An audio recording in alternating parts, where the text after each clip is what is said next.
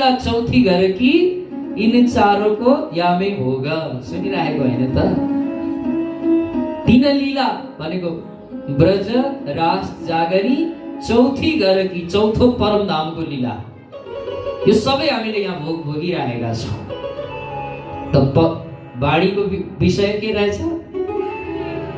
जोडले भन्नुहोस्। परमधाम, ब्रज, रास, जागनी, यो ग्रन्थको विषय। अब भागवतमा आउँ। श्रीमद् भागवतको विषय के हो? दोस्रो श्लोकमा बताउनु भयो। धर्म प्रोचित कैतवोत्र परम निर्मत्सराणां सताम्। अस्मिन् श्रीमद् भागवते प्रोचितः कैतवः परमो धर्म निरूप्यते। श्रीमद् भागवतमा निष्कपट परम धर्मको व्याख्या गरिएको छ। त्यो नै यसको विषय हो। के अरे?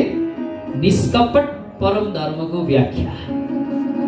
अब धर्मको मर्मलाई श्रीमद् भागवतले बुझाएको छ। हेर्नुहोस् है, धर्म के हो जे हामी गरिरहेका छौँ। निधारमा चन्दन लगाएको छ, कण्ठी गलामा छ, निज नाम पनि साथमा छ, मन्दिर पनि गएकै हो, आरती पनि हल्लाएकै हो, चौर डोलाएकै हो, निज नामको जाप जपेकै हो। के यही हो धर्म?